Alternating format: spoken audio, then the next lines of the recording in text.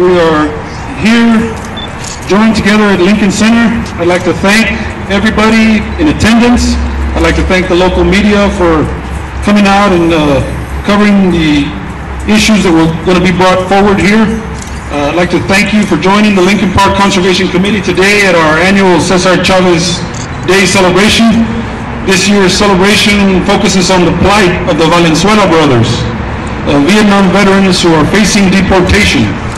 We feel that their deportation is wrong and that the laws need to be changed to protect our veterans from being deported. This also marks the 100th anniversary of Lincoln Center, which stands over here to our right. In 1912, Lincoln Center opened as a two-room schoolhouse at its present location. The Lincoln neighborhood was part of the Second Fort Bliss. As many of you know, we also actively working to save the Lincoln Center from demolition. We recently had two community forums that were well attended, where the message was loud and clear. We want to reopen the Lincoln Center.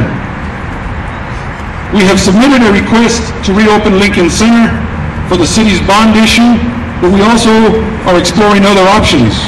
We continue our work. We need our participation and assistance in reopening Lincoln Center. We are recruiting volunteers to help us, and anyone interested in helping save the Lincoln Center can move over to the Lincoln Center table and fill out the paperwork and show your support. At this time, I'm going to introduce some of the people that are standing here with me. I'd like to bring Mr. Joe Cardoso, one of the local residents. He works as a liaison between the immediate neighbors here and the Lincoln Park Committee, and we work towards saving the center. Ladies and gentlemen, I'd like to thank you all for showing your participation coming out here for this Save the Lincoln Center. I am a resident, fourth generation living here in the barrio. I appreciate everybody that comes in from the northeast, the west side, central, all over parts of El Paso, even people from out of state. They come in to see the pillars that are painted. I would like to see some support from people, the regular neighbors, residents, to back us up to try to save this facility. We've got a beautiful park out here. We've got a facility, but we cannot utilize it because the doors are closed. We have to rent porta-johns. If the facility was open, we could use the facility for restrooms, other cultural ideas that we've got to promote this building. I thank you very much, and thank you for your support. Okay, at this time, we'd like to introduce Mr. Joseph Martinez with the Autonomous of Chuco Brown Berets. He will be doing the introductions of the Valenzuela Brothers. Good afternoon, thank you for being here. First off, I want to thank the Valenzuela Brothers for making the trip out here. This is their second trip this year to Paso to show their support and everything that the Chuco Brown Berets Autonomous Group has here. He's right there.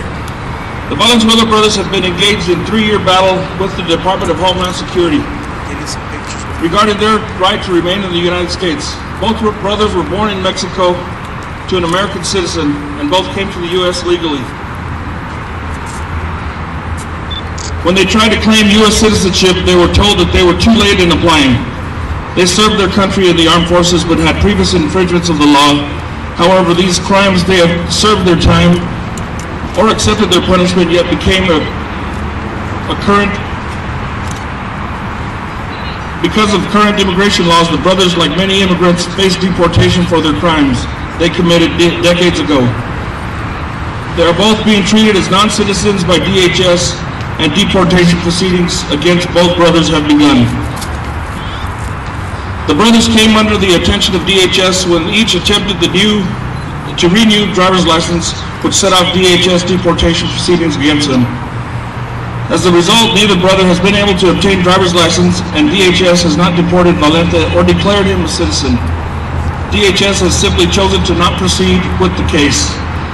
The case against Manuel, the younger of the two brothers, remains pending. Valente Valenzuela enlisted in the U.S. Army in 1965 in Roswell, New Mexico, my hometown. The heat of the Vietnam War during this era as more casualties and deaths were reported across the nation. Against his mother's wishes, Valente volunteered to serve his country. He entered the 101st Airborne, the same division the Band of Brothers fame. It wasn't until his last 10 months of his term that he was sent to Vietnam. In 1968, he served in the Tet Offensive, which was a turning point of the war. Manuel Valenzuela enlisted in the U.S. Army. Manuel Valenzuela, Valente's younger brother, joined the Marines in 1971. He served in the infantry MO 0311. His first journey took him into Okinawa, Japan, where he was taught guerrilla warfare. Later, he was assigned to the Philippines for his advanced training. He was deployed to Vietnam 3 times, surviving each mission unharmed. In Vietnam, he performed rescue missions and ambushes. In the last year of his service, he became a military police officer and secured an area of Mare Island, California. Manuel did not re-enlist after serving his first full term. Instead, he invested his time in building a family and trying to deal with the post-traumatic stress disorder. Today, he hopes to remain in the U.S. with his family. Without further delay, I'd like to introduce Valente Valenzuela.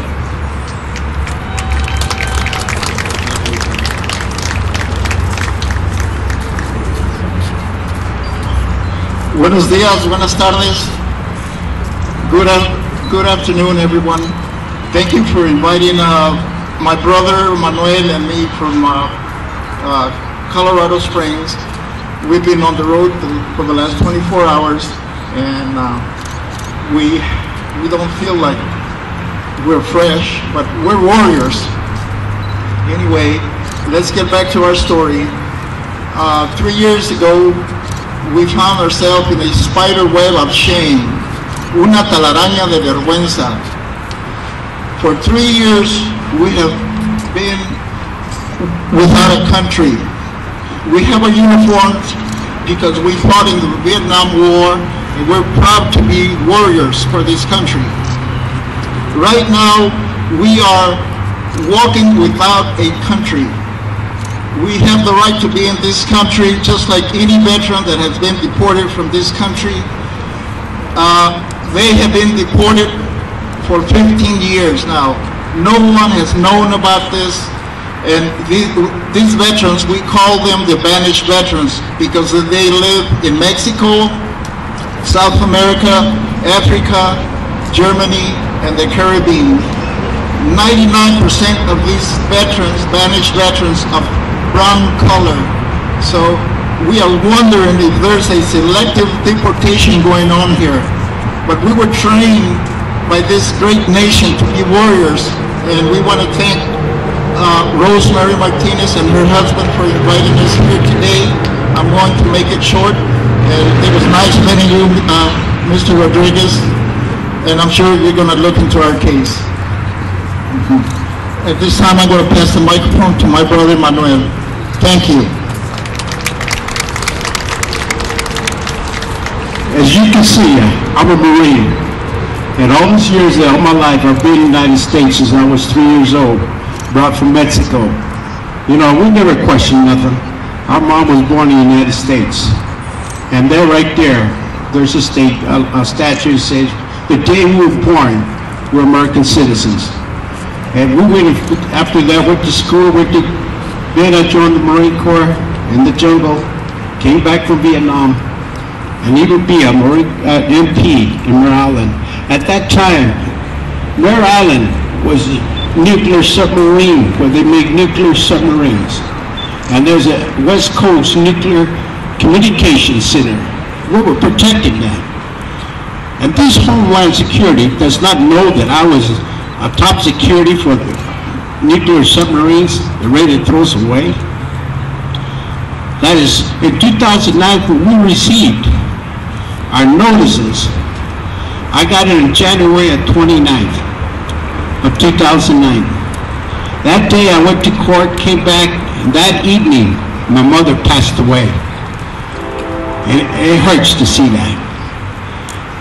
At this day and time, I have so much that I'm going to take it all the way to them, because Homeland Security is doing that to us, And in 2009, in November of 2009, we put it in the news, the first news.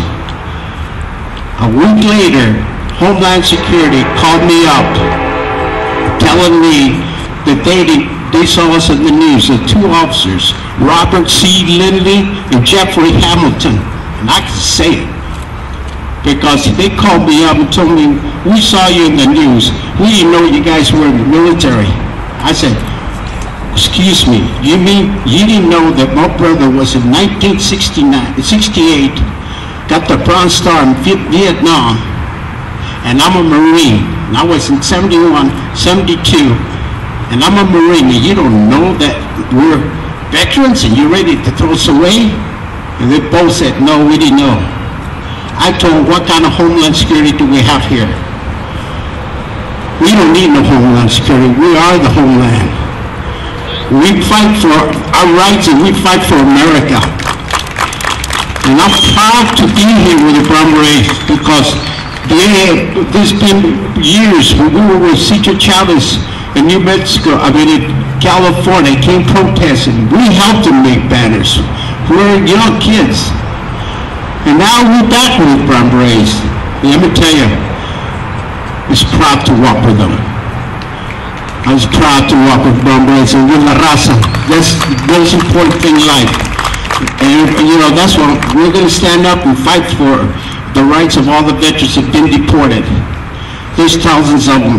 And right now, Rosarito, Mexico, there's Hector Barajas, Spanish veterans. You can even look it up, SpanishVeterans.info. There's a group of them living in the streets. They never lived in Mexico. They were babies when they're here in the United States. Now they're thrown away. We're going to fight to get them back because this government needs to check them.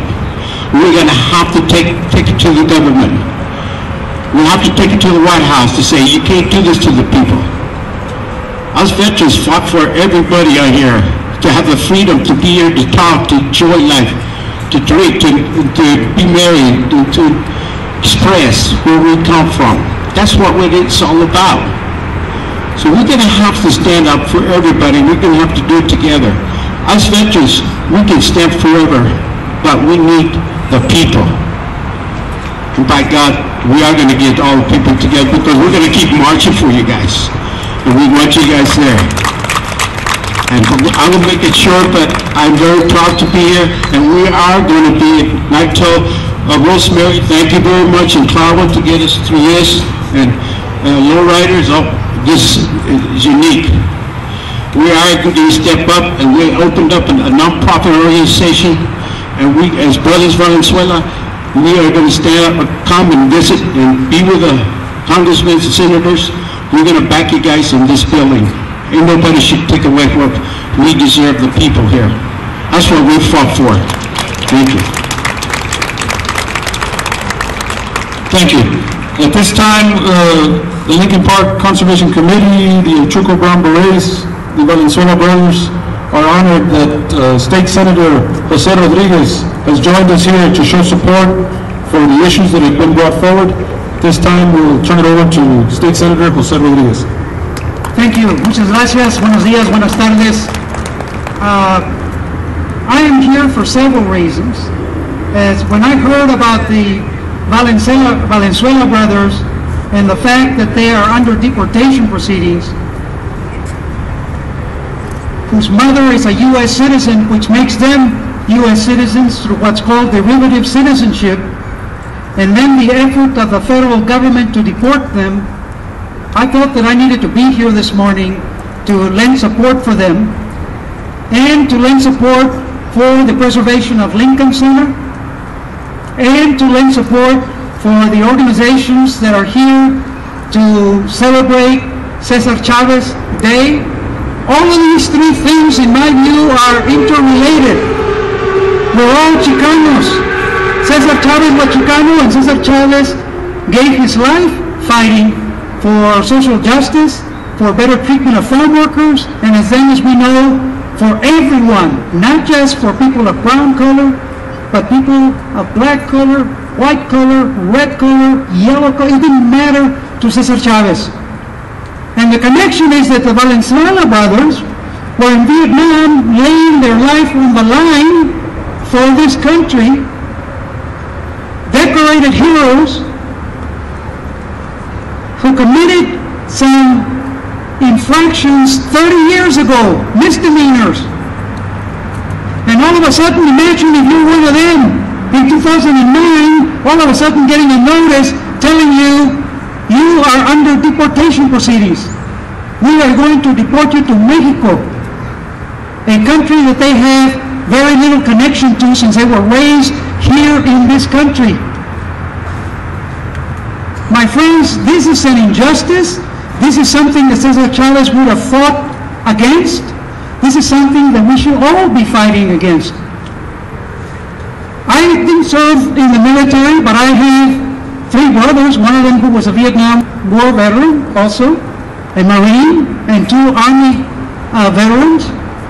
My father is a World War II combat veteran from North Africa and from the campaign in Italy. And while I'm not a veteran, I have an appreciation to my own family, and I serve on the Senate Veteran Affairs Committee.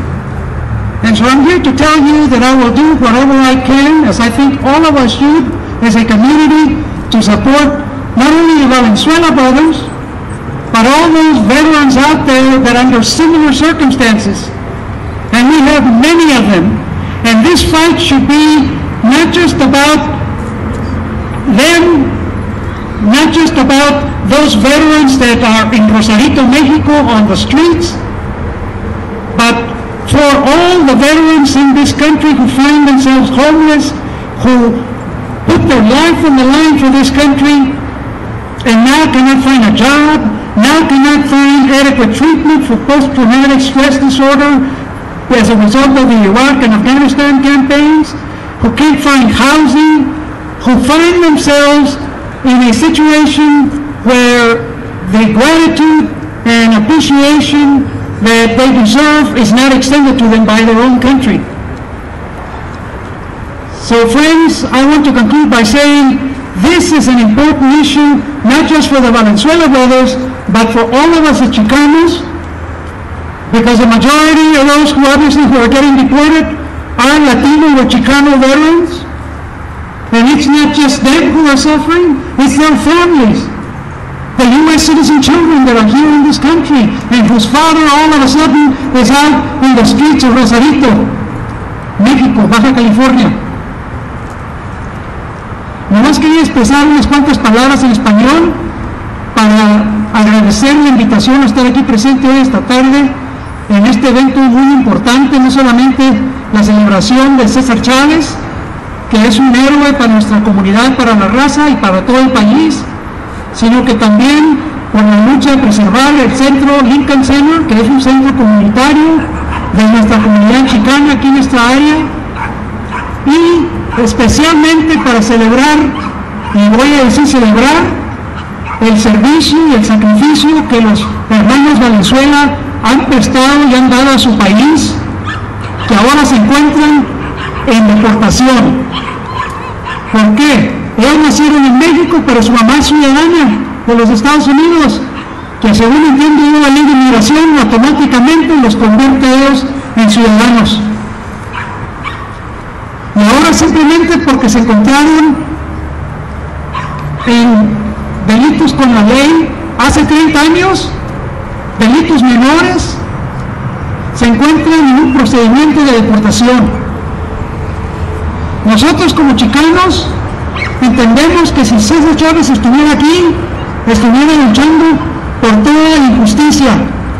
Y esto, pienso yo, incluiría la injusticia que está ocurriendo, no solamente con los hermanos Valenzuela, sino con todos esos veteranos latinos, chicanos, hispanos, que se encuentran en la misma situación. Entonces, tenemos que nosotros, como raza, unirnos y luchar por estos derechos de mantener el centro, de honrar la memoria de César Chávez y de apoyar a los compañeros y a los otros veteranos que no solamente necesitan asistencia en este tipo de caso de deportación, sino que también se encuentran sin trabajos después de regresar de las guerras en Irak y en Afganistán, no tienen acceso a cuidado médico, no tienen acceso a la vivienda apropiada, se encuentran en la calle. ¿Qué tipo de responsabilidad está dando este país a estas personas que dedicaron su vida y pusieron su vida en la línea, como decimos en inglés, para luchar, para preservar nuestras libertades y la oportunidad de estar nosotros aquí este día hablando de estos asuntos?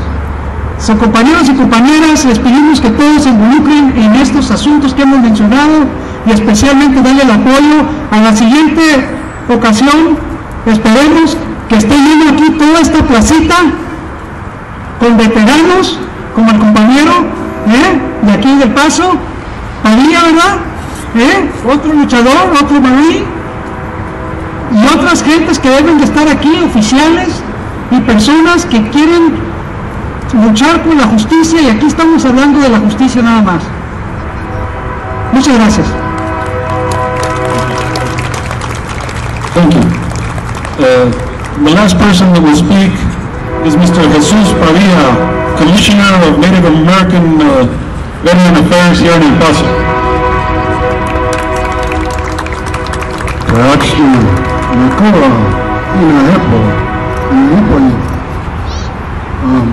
Buenas tardes. Yo estoy aquí ahora porque me siento que es mi responsabilidad, my responsibility, de estar aquí con mis hermanos, porque sé lo que es estar en guerra 2 veces, 68, 69, 70, 71, y estar aquí a decir, qué vergüenza. No más nos pasó a nosotros como indios nativos de este país, Native Americans, pero le está pasando la misma cosa a mis hermanos que vinieron de México a dar su vida por el país de los Estados Unidos, y para que los Estados Unidos les meta una cachetada tan horrible. Digo, para mí eso es vergüenza, y sigue pasando y decir, de veras estamos orgullosos de ser americanos. El título a ser americanos no es con vergüenza, es solamente decir, esto es lo que hicimos nosotros. No hay mucha gente que pueda decir, di o puse mi vida enfrente en la línea por mi país. Nomás hay 2 personas en este mundo que pueden decir eso. Ese es mi tata Dios y nosotros como veteranos. Y ojalá que todos, yo estoy hablándole a mi former commander de veteranos of foreign wars aquí en la ciudad del Paso, y estoy diciendo a todo departamento de veteranos en el estado de Texas que manden cartas to support my brothers en apoyo. Vietnam Veterans of America, Native American Veterans Association, and I'm sure that once Obama gets this letter before the White House, I'm sure something can be done. Let's not just stay down, because these are your people, they're my people, they're veterans. That's what I'm here. I'm not here because they're Mexican Americans. I'm here because they're my brothers, they're veterans. And I know what it's like to shed blood in battle. Y si uno sabe lo que es PTSD, Post-Traumatic Stress Disorder, y está aquí adentro, yo trabajo con los Wounded Warriors Project aquí en la ciudad del Paso, y saber lo que pasa a uno. Yo acabo de recibir el hijo de mi señora, que también está sufriendo el PTSD, llegó de Irak, la hija de ella también, mi hijo está en Afganistán. ¿Se imaginan lo que nosotros pasamos como padres? Pero aparte de eso, gracias a Dios que yo soy veterano de combate, porque yo sé la enfermedad que ellos traen y les puedo ayudar. Pero uno que no sabe, el horror de saber que nuestros hijos andan como walking time bombs allá nomás, a ver quién les pica ese piquito para soltarlos, y luego cuando hacen algo malo se ponen borrachos. ¿Sabes qué? A México. ¿Qué es eso? Eso es vergüenza. Y hay con todo respeto de decir, President Obama, I'm going to challenge you to bring my brothers back here and give them back their U.S. citizenship. Their mother's a U.S. citizen. I had a boy that was also born in Mexico, in Juarez, because I was working in Amarillo. But because I was a citizen, the following day they put him back in the United States and gave him his U.S. citizen certificate. So what's up with my brothers here? There's got to be something wrong. If the law is written by the whites, then let it be. Let it be honored the way it's supposed to be. And I'm going to ask Congressman Sylvester Reyes to please support this project and help Lincoln Park, my brothers here, and I'm so proud of having Senator Rodriguez here right next to me, you know, and it's an honor to be here en medio de la raza, y ojalá que Dios les bendiga y Dios les ayude y nunca se les olviden la sangre de indio que traemos en nuestras venas. Baja, shna.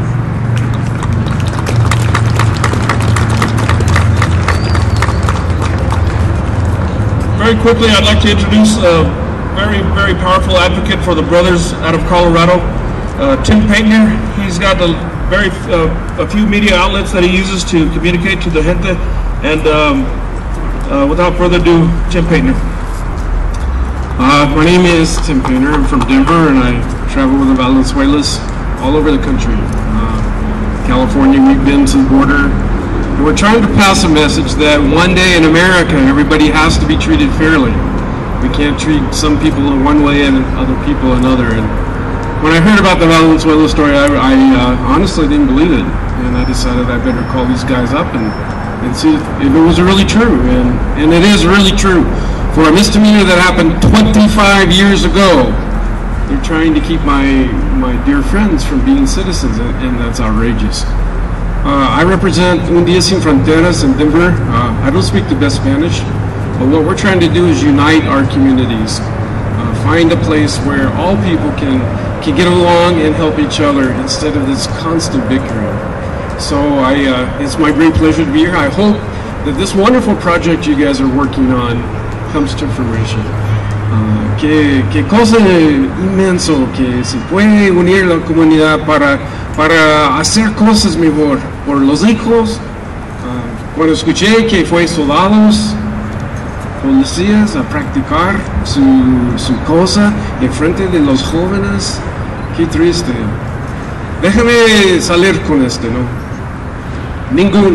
Y yo estoy sincero, ningún día levantó que no pienso cuál está mi siguiente hermano que va a sufrir la deportación. Y ningún día va a pasar cuando voy a poner mi cabeza a la cama a dormir, donde estoy pensando quién mañana va a seguir. Debemos cambiar esta injusticia y necesitamos ayuda de ustedes. Es un gran placer estar aquí. Thank you guys. Rosemary is my hero, the hero. We're going to bring her up to Colorado and help us organize a little, because she's just wonderful. So thanks, guys. Thank you. With that, we conclude the press conference. The Valenzuela Brothers will be available for one-on-one interviews with the media.